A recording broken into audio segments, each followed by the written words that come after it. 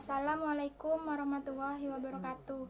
Saya Iva Eka Permani dari 12 Akuntansi 2 akan mempresentasikan tugas 1, yaitu tentang pengertian, fungsi, dan peran serta pers di Indonesia.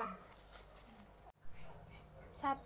Pengertian pers menurut KBBI, yaitu usaha percetakan dan penerbitan, usaha pengumpulan dan penyiaran berita melalui surat kabar, majalah, dan radio. Orang yang bekerja dalam penyiaran berita dan medium penyiaran berita seperti surat kabar, majalah, radio, televisi, dan film.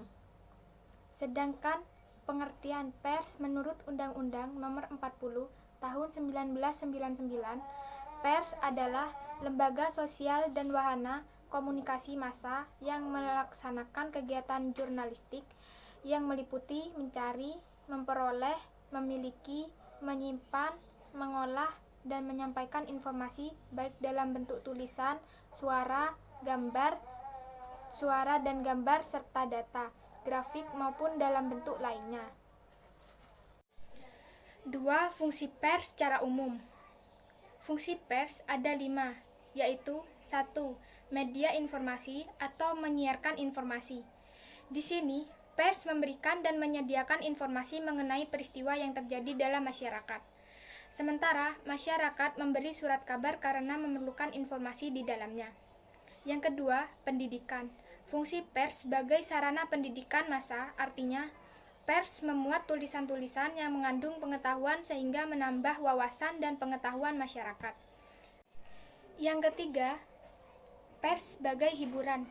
Fungsi menghibur tidak hanya memuat berita dan informasi yang berat. Pers juga menjadi media yang menjadikan hiburan-hiburan ringan. Hal ini untuk mengimbangi berita-berita berat dan artikel pembobot yang mungkin dapat menjemukan pengguna. Dalam bentuk fungsi hiburan ini bisa berbentuk cerpen, cerita bersambung, cerita gambar, teka-teki silang, atau karikatur. Sedangkan yang keempat, fungsi kontrol sosial bahwasanya berkaitan dengan konsep demokrasi masyarakat. Fungsi pers yang berkaitan dengan unsur demokratis yaitu sebagai berikut, yaitu social participation, social responsibility, social support, dan social control. Dan yang kelima, yaitu pers sebagai lembaga ekonomi. Kegiatan pers dinaungi oleh perusahaan yang bergerak di bidang bisnis, sehingga beberapa lingkungan sekitar, pers juga melakukan kegiatan bisnis yang berorientasi pada keuntungan. Itu adalah fungsi dari pers. 3. Peranan penting pers. 1. Saluran informasi kepada masyarakat. 2. Saluran bagi debat publik dan opini publik. Yang ketiga, saluran investigasi masalah-masalah publik. Yang keempat, saluran program pemerintah dan kebijakan publik kepada masyarakat. Yang kelima, saluran pembelajaran. 4. Adapun ciri-ciri pers yaitu 1. Periodisitas. Pers harus terbit secara teratur dan periodik. 2. Publisitas. Pers ditunjukkan atau disebarkan kepada khalayak dengan sasaran yang sangat heterogen, baik dari segi geografis maupun psikografis. Yang ketiga, aktualitas.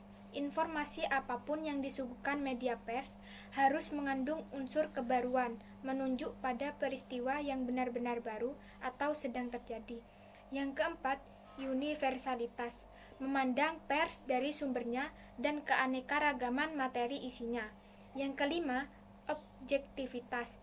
Nilai etika dan moral yang harus dipegang teguh oleh surat kabar dalam menjalankan profesi jurnalistik. Sekian presentasi dari saya. Wabillahi taufik wal hidayah. Wassalamualaikum warahmatullahi wabarakatuh.